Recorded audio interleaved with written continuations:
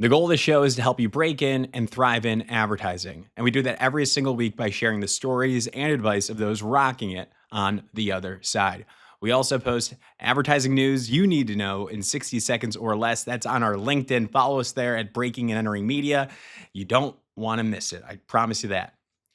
Today, we bring on Dooley Tombras.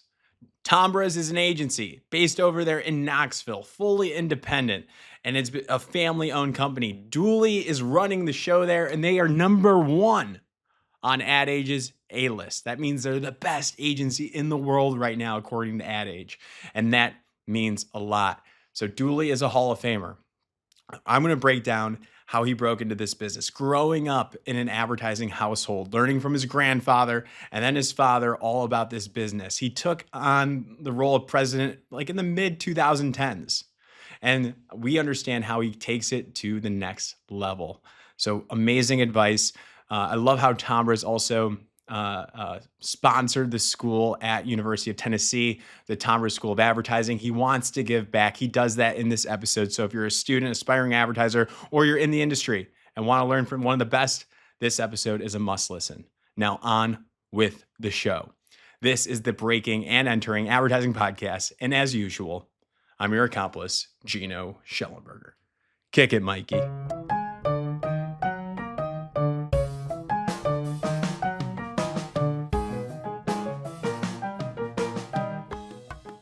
All right. Dooley Tombras, welcome to the Breaking and Entering Advertising Podcast, sir. Round of applause. Thank you for coming. We have a live audience here today for this show. Dooley, how are you doing today? Well, I'm honored. I feel like I'm in ground zero of advertising for 2025. A lot of the people I follow have been on this show, so psyched for the discussion today. This is your day today, Dooley. What's going on tonight? Well, I don't know if it's my day. This is your day. But it could be our night, Gino. Yeah, it's the Ad Age A-list Gala is tonight. So, yeah, big night for Tombras. And if you've been living under a rock the past couple months, Tombras, Agency of the Year, according to Ad Age. That is a great honor. So congrats to you all. That is awesome stuff. Another round of applause. This is awesome. I mean, how awesome did that feel to be number one on the A-list? Well, I'll tell you, I was in Colorado, annual family ski trip. It was like 5 a.m. out there, and I woke up, and I already saw that I had a bunch of text messages. And I'm like, ooh, I'm not going to spoil it to see where we landed on here. Because we knew, I mean, Ad Age will tell you, like, you're on A-list, but you don't know where you're going to be. Yeah, because you could be 10. And I was on mobile. I was not on desktop. And when you start the article, it starts at number 10, and then you just keep going. And I was enjoying that scroll at 5:01 a.m. in Colorado. And then I remember once I got to number 3, my heart sort of skipped a beat. And I was like, oh my gosh, there could be a chance. And that was a pretty great moment. Yeah, some great chops on that list this year. And the number one slot goes to Tombras. That had to feel amazing. I worked in like a little bit of PR comms at an ad agency before. And like my whole job was to try to get the agency on the A-list. Couldn't do it. And I ended up leaving for this, which is much better, in my opinion, than trying to do award entries. But that's a different conversation. So it's a lot of work that goes into that. What do you think, just high level, like what caused the number one slot this year? What were some of those contributing factors? Well, my job is to set the culture and hire world-class talent and go win new business and attract great clients and then do breakthrough work and get the results. And I mean, I think if you dig into it and you read the winners across the years, there's not any one way you make Ad Age A-list or certainly get to number one. You've sort of got to do it all. And we were very fortunate. We had a great year. We've had some monster hires going back, the last 5 or 6 years, and they compound. Talent likes talent. And when we hire great people, they call their friends and we get more great people. And then that has given us a lot of great opportunities in new business. And then I think we've done a good job capitalizing on it in terms of the work that we've produced and then the results that that's led to for a lot of our clients. Culture and people. I always tell aspiring advertising professionals, like, they ask me, where should I go work? Should it be a large agency, small agency, a holding company owned, independent? I say, screw all of that. Figure out the people that make the work you like and then follow them. Do you agree? People should listen to your podcast. That's great advice. That's what I've been saying. So that is where you're at today. So the purpose of this show is to understand your story, your advice along the way. So I want to kick it back. You grew up in an ad household. Is this correct? Yeah, this is a different origin story than like Mischief of like they popped up with a lot of famous great people in 2020. Boom, they're on A-list. You know, our story goes all the way back to 1946. So for people that don't know, Tombras is a family-owned agency. And so my grandfather started the agency in 1946 in Knoxville. I learned the business from my dad. And I mean, it's a real family business. So you were growing up. Your grandfather, like, were you alive when your grandfather was still running the agency, or was it? I was. Yeah, he passed away in 1990. My dad had taken over by then, but like a lot of childhood memories about, you know, going to the agency, hanging out, going to my dad's office and granddad's office. There's even a famous story, famous internally at Tombras. Back then, one of our major clients was McDonald's, which we worked on a regional basis. And of course, this is like the 80s. So like they're like boards and printouts for meetings. And if I was like 5 years old and it was late at night and I may or may not have drawn all over a lot of stuff for the meeting, which kept a lot of people up very, very late, recreating the show for the Golden Arches. Oh my goodness. Did you get grounded for that? Probably not. I was too young. Gotcha. Yeah, we like that. That's incredible. So did you always know, like, did you have this innate, like, passion for advertising? Like, was this the route for you? Did you know you wanted to get into this stuff? Well, I always wanted to work with my dad. We had a great relationship, and we grew up hunting and fishing and snow skiing and whitewater paddling, and loved hanging out with him, and you know, loved the business sort of early on, and you know, that was always my plan to work at the agency. There was never a plan B.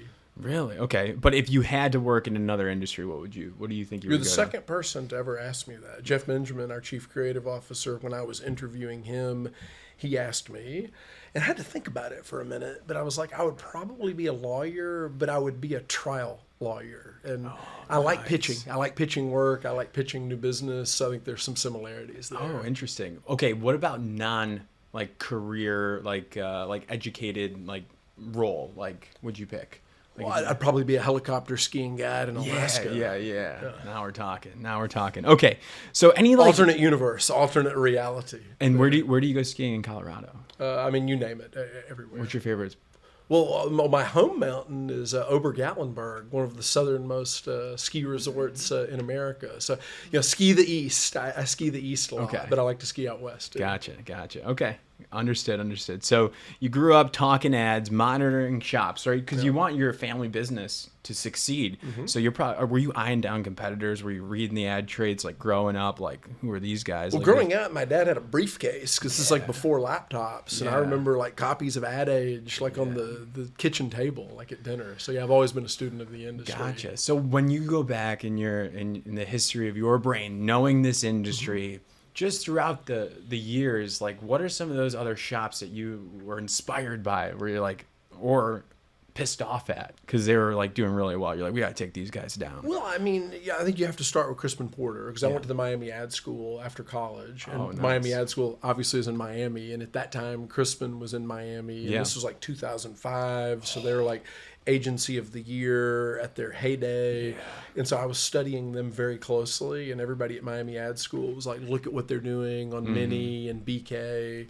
And that's obviously been pretty amazing because Jeff Benjamin was the ECD of Crispin at that time. He became CCO, and you know, he's done some of the most famous work of all time. He did Subservient Chicken and Whopper Sacrifice and all those amazing things when he was there. And so I feel like you hear these stories of like Tom Brady, you know, played a long time.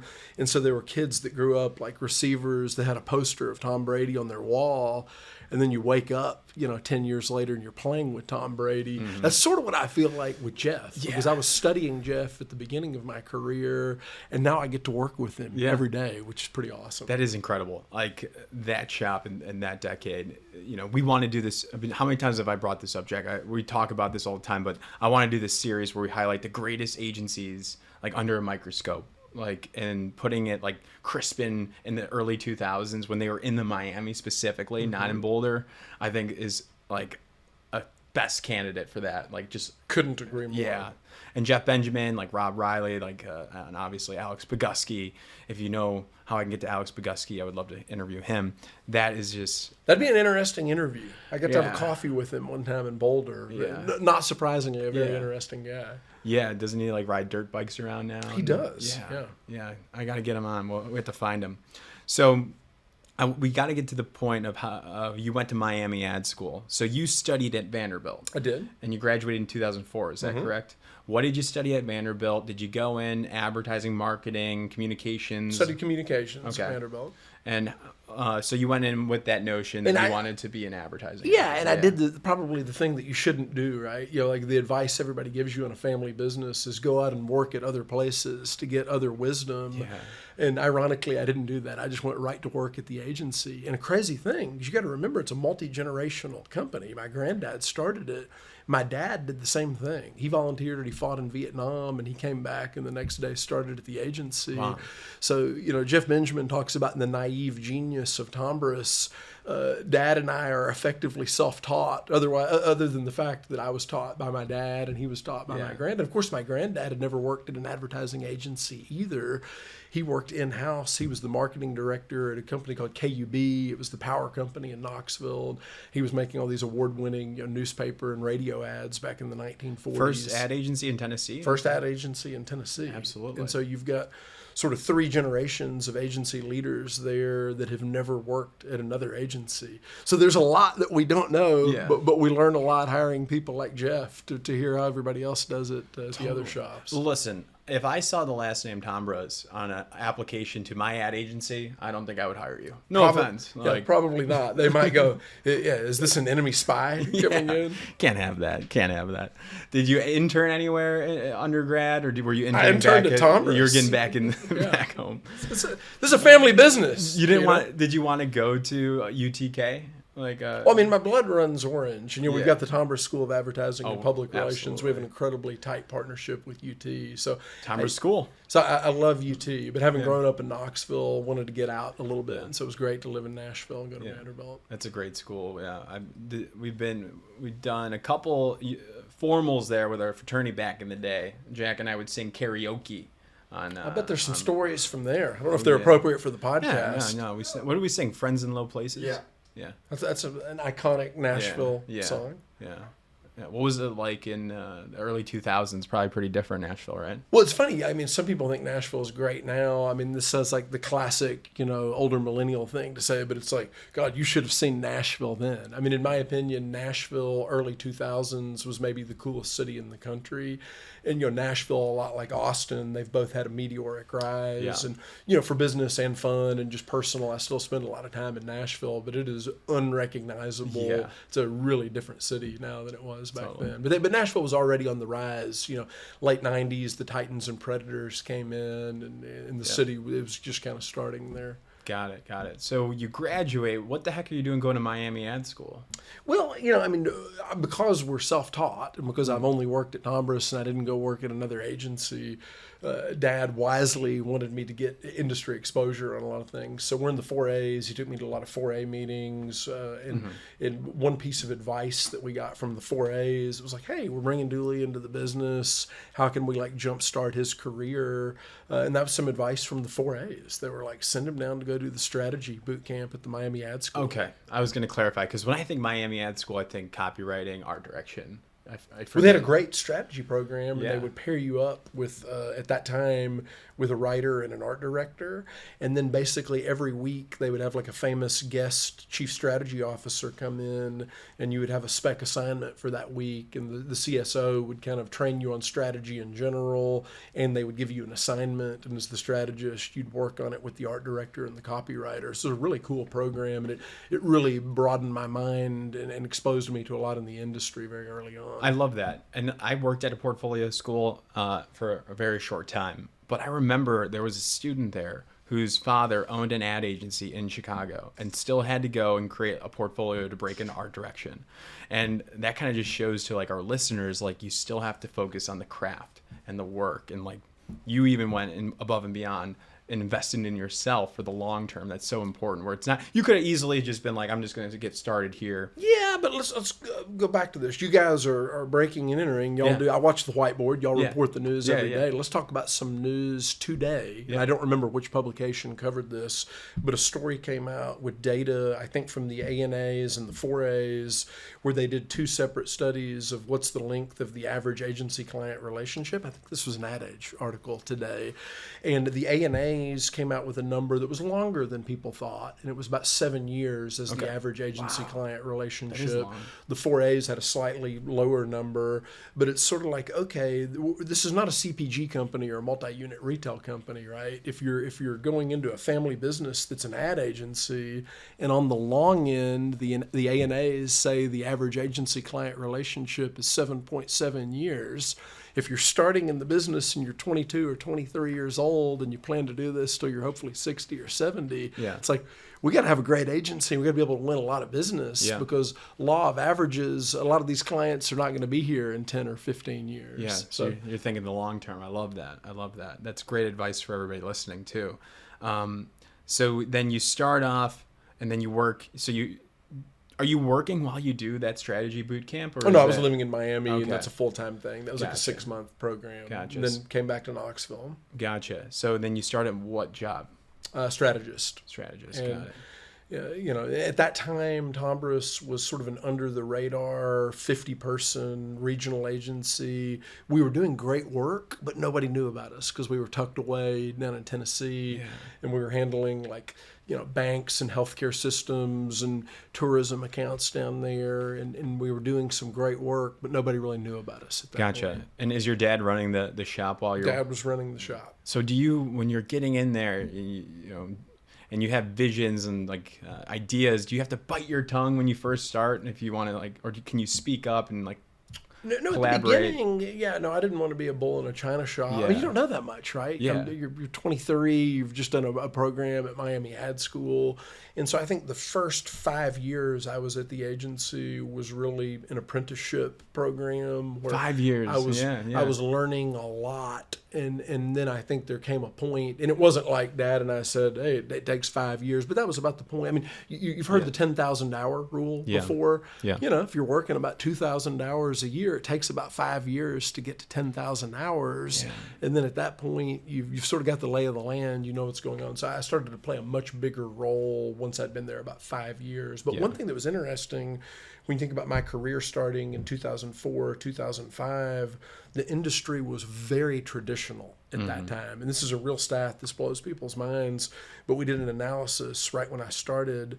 In Tombras, our revenue was 99.4% traditional at that point, meaning TV, radio, print, out of home. 0.6% of our revenue was like banner ads because we were outsourcing website work at that point, to a different digital shop. Yeah. And so I think the first big impact that I made at the agency, and I was very fortunate that Dad was very aligned on this, was like, hey, you don't have to be Nostradamus to look into the future here and realize this whole industry is about to get very, very digital.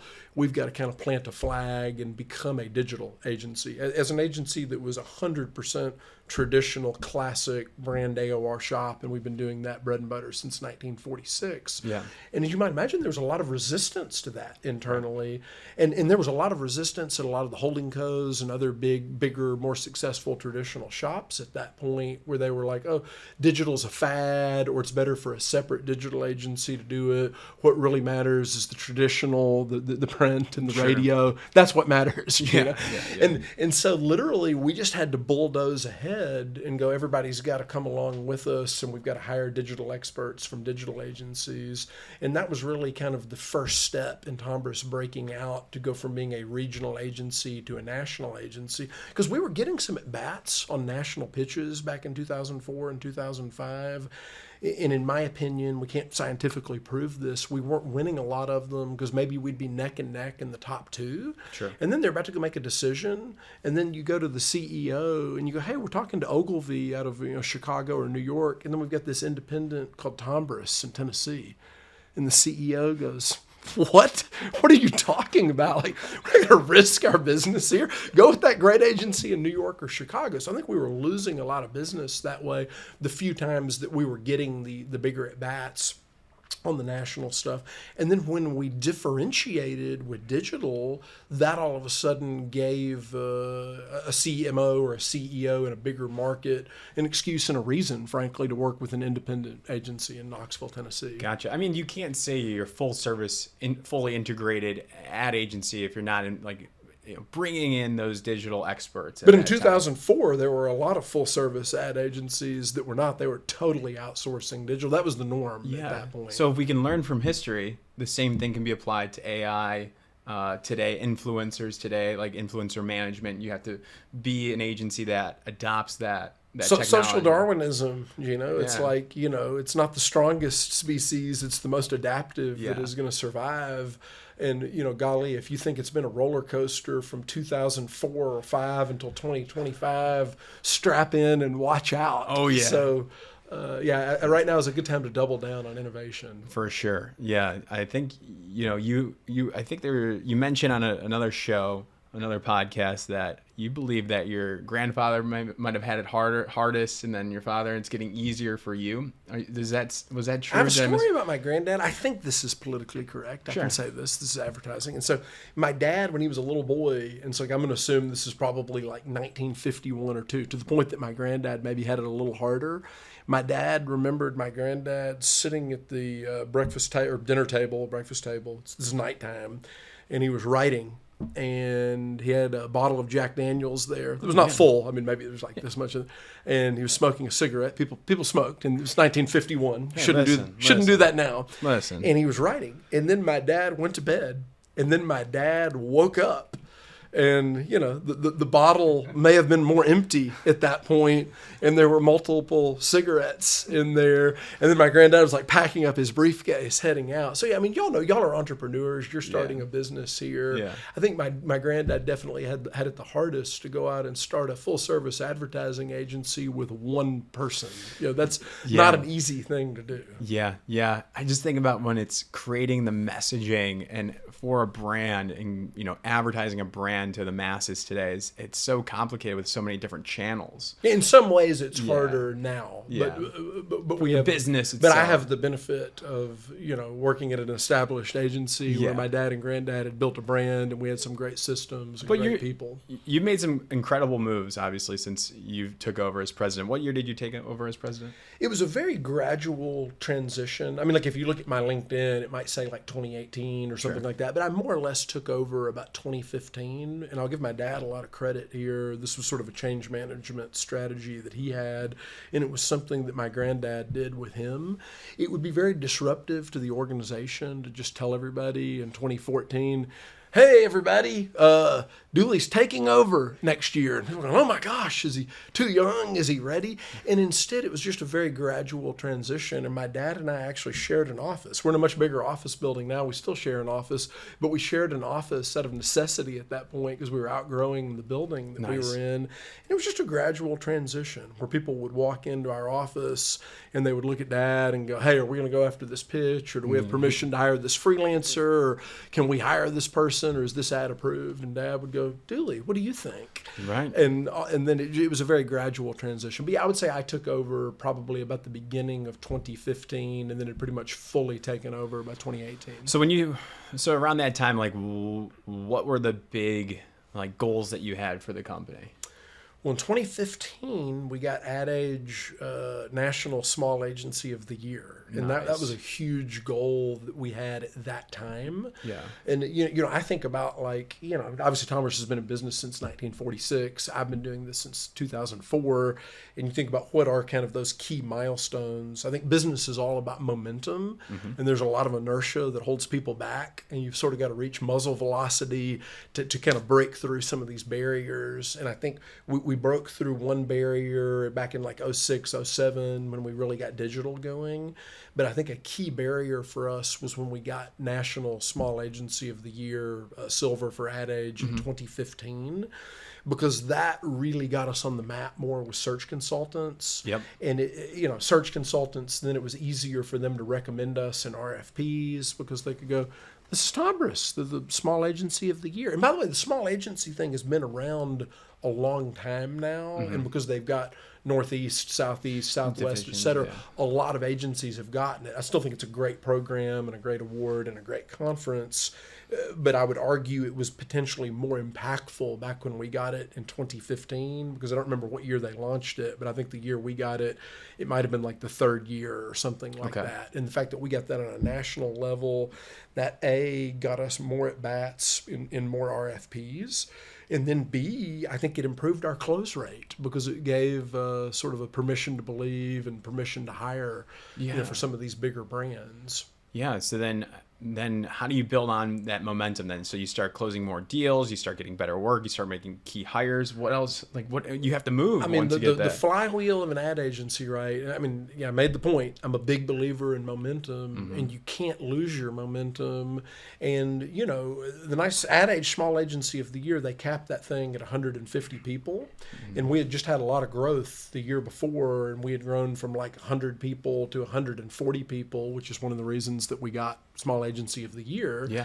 And I remember at that point, my goal was I don't ever want to win Small Agency of the Year again. Done with that. No offense to that. I don't want to be a small agency. Yeah. Like we want to get over 150 people. And it's like, okay, we're only going to be Small Agency of the Year for 1 year. Let's make hay, while the sun is shining here. And so we doubled down. We made some great hires, and we won a lot of new business. And I'll tell you, one of the first key wins that we had after that was Orange Theory Fitness. Nice. And that turned into a decade-long relationship for us.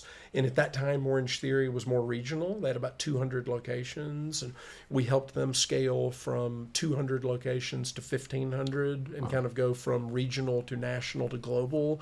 And that was a very premium brand. Yeah. And it was and we were full service. We were creative and media, and we were doing some beautiful, aspirational, kind of top-down brand storytelling that was married up to some really effective bottom-up performance work. That was a great case study. Nice. And back in 2015, we barely gotten into CPG, and we were doing some great work for Old Smoky Moonshine, the number one moonshine in the world. Nice. And we wanted to capitalize and get more CPG, and we got Moon Pie. Oh, yeah. You guys have been crushing it. Thank you. If you've been keeping up with Tombras, we've had Moon Pie almost a decade now because we got it probably right after Small Agency of the Year. But Moon Pie was another great case study like Orange Theory. I mean, a big moment was in 2017. The solar eclipse happened. And we developed this brand platform and strategy for Moon Pie out of this world, which on the one hand gave us permission to be weird and have fun, but on the other hand, it always gave us permission to jump in when anything outer space related was happening. Right. And as luck would have it, the solar eclipse in 2017 tied up to Moon Pie's 100th anniversary.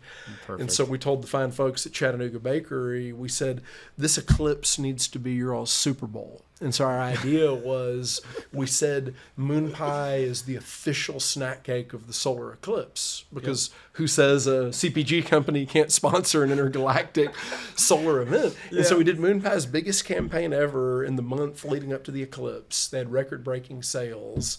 And then, sometimes you just get lucky. We did a lot of smart things, but we got lucky too. We do a lot of social at the agency. We've got a social command center.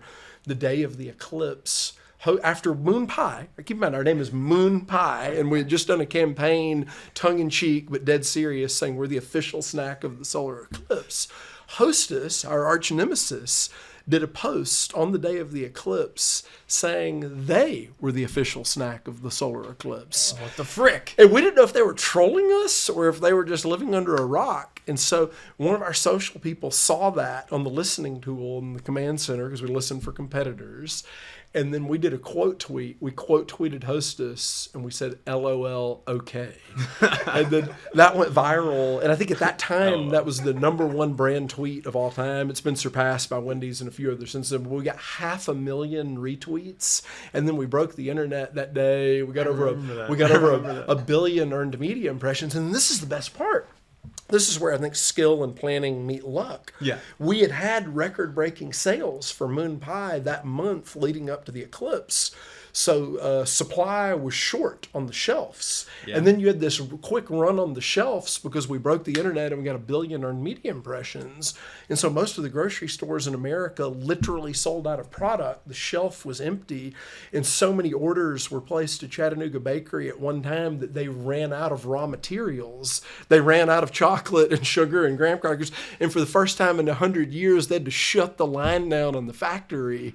And there's like news articles about that. So that was like every marketer's dream. Yeah. And so, long way of answering your question, but that's how you capitalize on getting Ad Age Small Agency of the Year. Yeah. Is you go get an account like Orange Theory, you get an account like Moon Pie, you do the work, you get the business results. And then that was what led to us being able to attract Jeff Benjamin in as Chief Creative Officer. Mm-hmm. And, that sent some shockwaves through the industry. For the former CCO of Crispin Porter when they were Agency of the Decade, and he'd been at Barton, ECD of Barton F. Graff and CCO at JWT, that we didn't just hire Jeff, we got Jeff to move to Knoxville. I was going to ask, was that a tough conversation?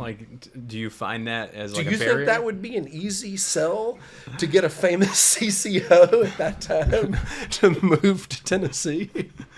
That's good stuff. Unless he went to UTK, the Rocky this is a fun story for the pod. I think Jeff would be okay with me telling you this. So I met Jeff, and a lot of times the way we do things at Tombras, it's very different than like a holding co or a private equity owned agency. There, they've got business plans. We have a plan. It's in my head. The leadership team really knows the plan, but we don't. It's you don't have to follow it in an overly rigorous manner. And it's like if you're a PE agency or a holding co agency, if you say you're going to hire a CCO, you're going to hire somebody and you may wind up with a B- person, but you've told everybody, you've posted the job, you have a headhunter, you're reporting to everybody, and it's like, we have to hire a CCO by Q3, and then you just get the best person you can.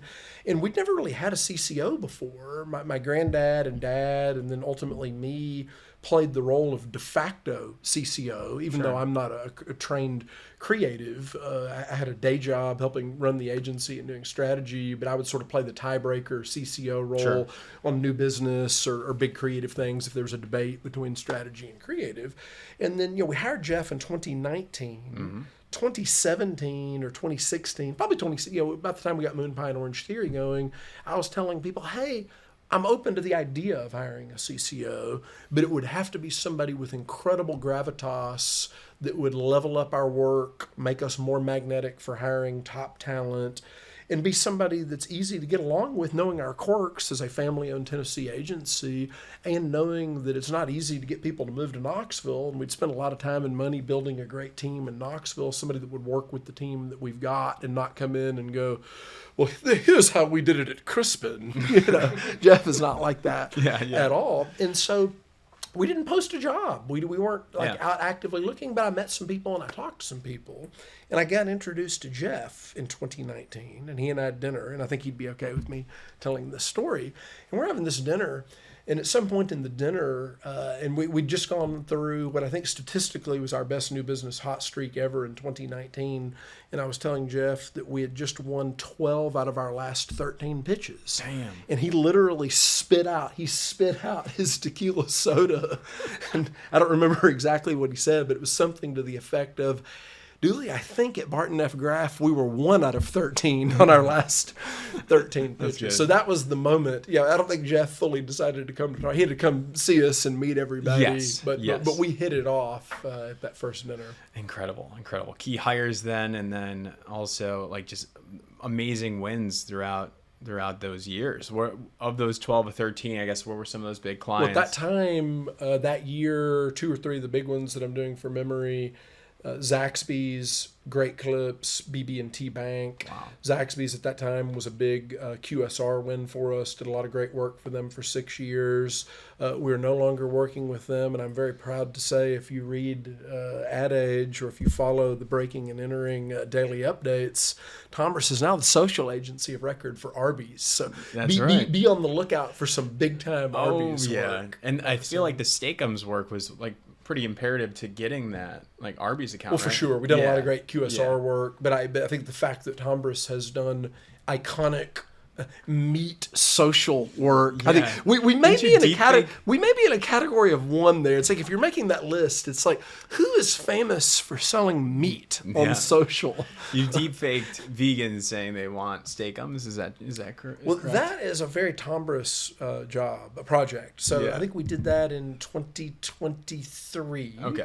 Okay, and so Juan Tubert, our chief technology officer. I mean, I can tell you about all the key people we've hired. I mean, a lot of it started with Jeff, but we hired Maggie Jennings, chief growth officer. She'd led new business globally at Wyden for 17 years. That's a big get. Chad Hoppenwasser, massive hire. He was a chief production officer of Anomaly. Hired Denise, who'd been number 2 in Biz Affairs at 72 and Sunny, to come lead Biz Affairs. And we hired Juan Tubert, our chief technology officer, who'd led tech at RGA. Also for 17 years. That's the tech shop. He and Maggie both had the 17-year itch, evidently. We got them like literally a month apart. How many years have you been working at Tombras? 17? Me or them? You. Well, if you count, I mean, my whole life, because it's a family company. Okay, I thought But you were at that 17-year I'm 20 years. We're good. Okay, I'm not you going, made it. I'm not going anywhere. So Juan, our chief technology officer, every year that he's been at Tombras now, we've had like a huge tech thing. This year it was Pods and Gemini. We can Great. talk about that later. Love But let's talk about deep faking vegans. So 2023, we kind of wake up at the beginning of the year. You talk about goals. And I talked to Juan, and I'm like, Juan, what's our big tech thing this year? We did a big metaverse thing the year before. I'm glad nobody talks about the metaverse anymore. But when the metaverse was a thing, we did a thing in the metaverse. And some people considered it one of the best things that year in the metaverse, even though I don't know that anybody really went to the metaverse. But you know, the metaverse is old news. It's 2023. And I'm like, Juan, what is our tech idea this year? I remember I was sitting in our New York office, and I think Jeff was in the room with me. And one was like, it's got to be deep fakes. Like, nobody has really done anything big with deep fakes yet. And the technology has just gotten so good that with off-the-shelf stuff, you can deep fake people quickly. Mm-hmm. There's got to be an idea there. And I was sitting there, and I was like, Steak-umm. And I said, it's going to be Steak-umm because our strategy on Steak-umm is 100% real, because it's 100% real beef. Mm-hmm. And they're a real talking, family, straight shooting Philly frozen meat company. Love it. And I'm like, okay, so our tech idea for the agency this year is going to be deep fakes. It's got to be Steak-umm because we're 100% real. Jeff's like, I love it. And we brief the teams. Teams come back a couple weeks later. Usually, right, if you're the Ad Age A-list #1 agency, it'd be signed, sealed, and delivered. The teams show you the work, and you're like, yes, that is the idea. The teams didn't have a lot of good stuff, but they had this one line, deep stakes. And Jeff and I saw that, and we were like, oh my God. We're like, I don't know what the idea is, but we're now going to rebrief you, and you're going to come back in 2 weeks, and we got to do something with deep stakes. This is all proactive. It's proactive. And I mean, that's how we work at Tombras. Yeah. We've got ongoing briefs. We're Steak-umm's AOR, so we've got all kinds of innovation and brand equity work going. But we like to surprise and delight and proactively bring big ideas to clients. And the way we do that, Gino, is it's getting to a great strategy. Because I think we're a lot that the client has agreed on, like an iconic platform strategy. Because where a lot of agencies go, oh, we try to pitch proactive stuff and the client won't buy it. It's because the client doesn't feel like they have permission to buy it. Remember, Moon Pie, Out of This World, gives us permission to do anything with aliens, or outer space. Steak-umm, 100% real, gives us permission to jump in on anything fake. We already have that kind of relationship with Steak-umm. They're used to us proactively bringing them activations, and it's not hard for them. They're like, is this on strategy? Is this building long-term equity? And if it may be a cool idea, but if it's not on strategy with 100% real, it's not building equity for us, we're not going to do it. If it is a great idea and it's culturally relevant and it's something our target audience would like and it's 100% real, go all in. So that's what gave us permission to do it. And so while the teams were working, Jeff actually cracked it, I remember, and he was like, okay, deep stakes. What if we deep faked vegans to get them to say that they actually love frozen meat? But it's all a PSA from Steak-umm to basically demonstrate the dangers of deepfakes. And so it's one of the wildest productions ever. And so this is why I say it's an unbelievable, quintessential Tombras job, because you've got the big breakthrough creativity of a Jeff Benjamin on there, but you've got the tech component where we're making deepfakes, which I'll talk about in a minute with Juan, and then the production magic of this and the business affairs magic with Chad, and I'll talk about that. So we hired the director that directed Borat 2. And we were like, we need to go to a place with a lot of vegans. So we decided to shoot in Austin. And we recruited real vegans to come in. And we told them that we were filming a focus group for Steak-umm. And we filmed it in a focus group facility. And we said Steak-umm is going to have a vegan innovation to go after Impossible and beyond. And we'd like to do a taste test. And so we interviewed the vegans. And they're saying, like, being vegan's a real important part of my lifestyle. You know, I would never eat meat. I hate meat, blah, blah, blah. And then we did not make, no vegans were harmed in the filming of this video. I have many vegan friends and coworkers. We brought them a real vegan Steak-umm sandwich. It wasn't technically Steak-umm. Steak-umm doesn't make, they're 100% real. And the vegans would eat it and like, oh my God, this is delicious. So, okay, go back. We're going to do a second focus group. And then one brought in some guys from Argentina, and using off-the-shelf deep fake technology, in 15 minutes, we deep faked all the vegans saying like, you know, I used to be a vegan, but it's not really an important part of my life. I just missed meat. I love meat. There were comments, I'm paraphrasing, like, you know, this country would truly be better if more people ate meat. Yeah. And there was this one nice man, and he was like, I truly believe meat could heal the rift in this country. These were the deep fakes. And so we brought the vegans in, and we showed them that video. And then we had this like kind of improv comedian guy that was the only actor involved, who was the focus group moderator. Of course. And he started poking these people, and these vegans were not happy. And then we showed more videos, and they got madder. And then we had the big reveal at the end. This was actually a PSA for Steak-umm.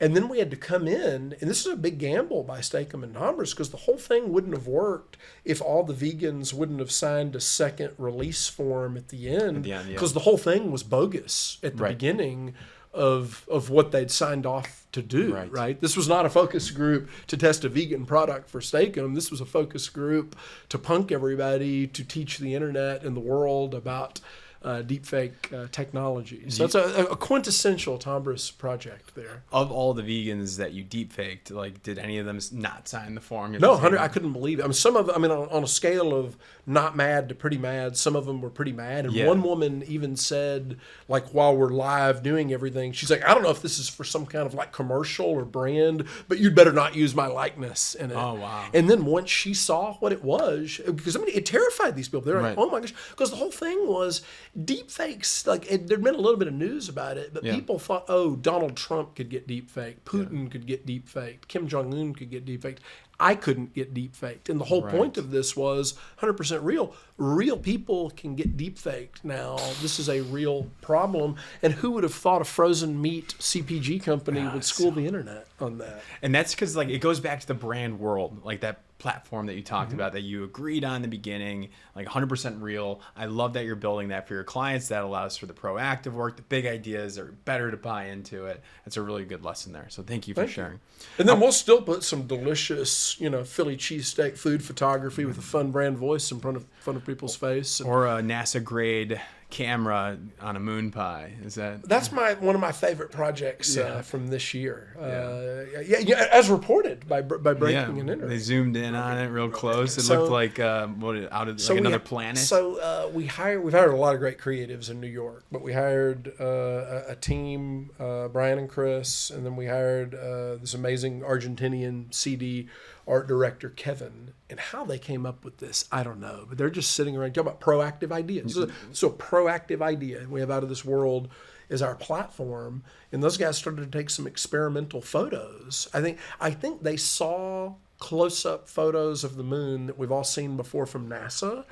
And one of them was like, that eerily looks appetizing and kind of like a moon pie. And then they did some test photos, and they zoomed in on a moon pie. With their iPhone? Like, who knew? Like, if you made a list, of ideas I didn't think were going to happen, if you'd interviewed me in January, that we would get NASA-grade camera technology to shoot the world's closest up photos of a moon pie, and that they would look appetizing and indecipherable from the moon, I would have not necessarily believed it. I would have to have seen the images, but we did it. Yeah. Yep.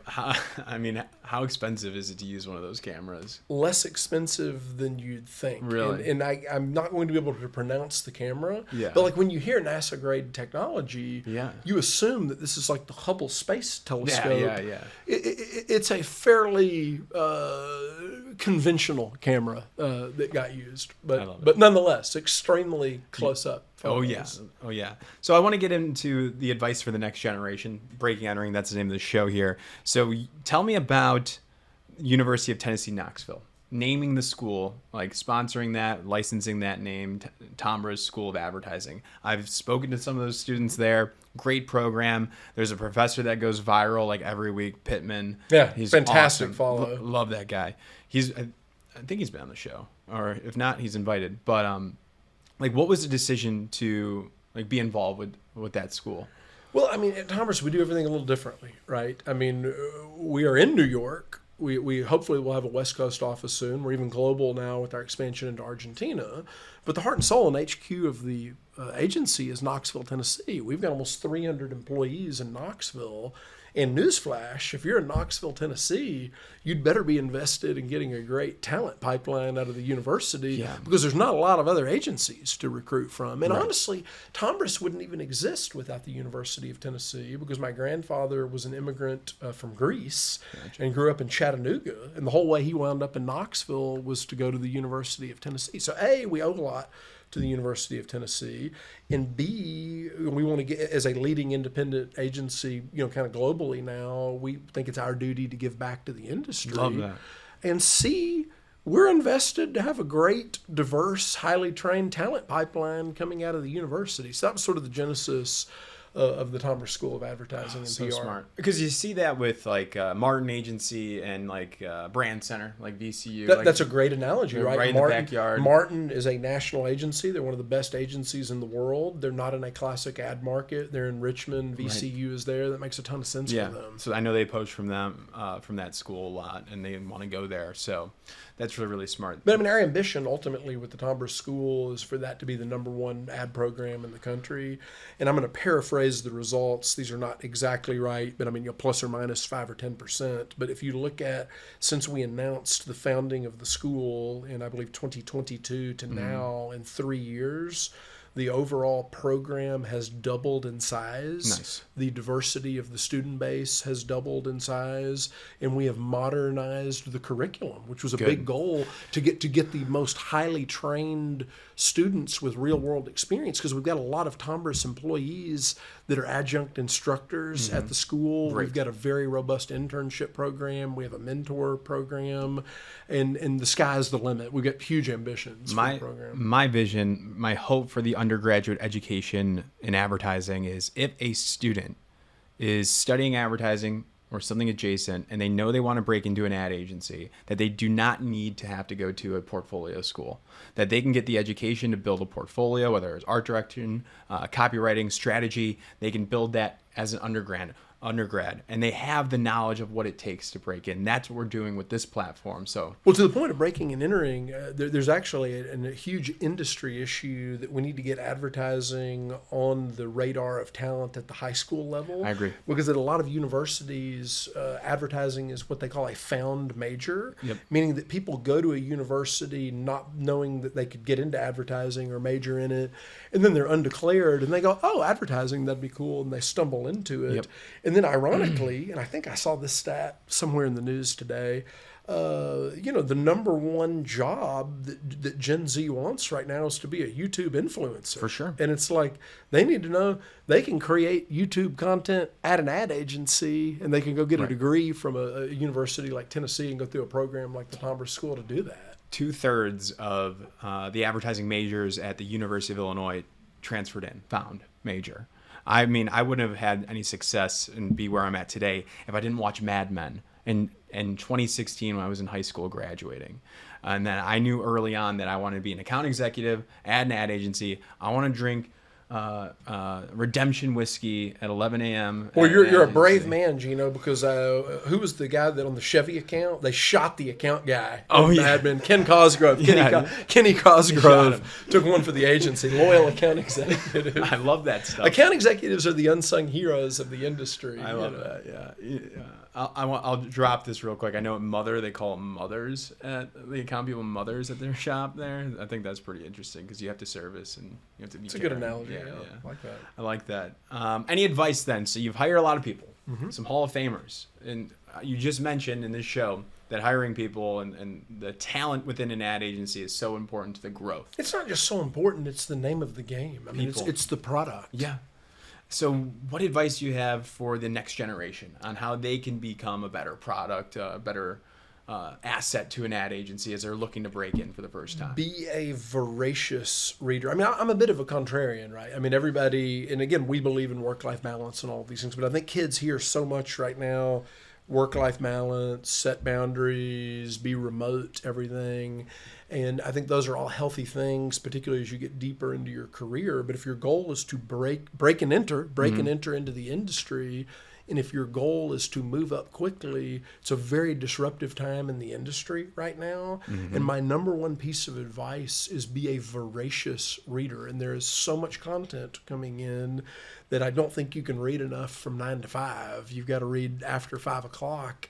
And if you know more about AI than the person sitting next to you, you're probably going to do very well in this industry and move up very quickly and be valuable for the agency you're working at, or be valuable for the next agency, or be valuable for a brand. I love it. Yeah, we call it nerding up. It's like consuming as much as possible, like old award show winners, like the D&AD annuals, like, study this craft and what's going on today too. That's timeless advice, literally, but it is very timely right now. There's never been a better time to nerd up. I like it. Great.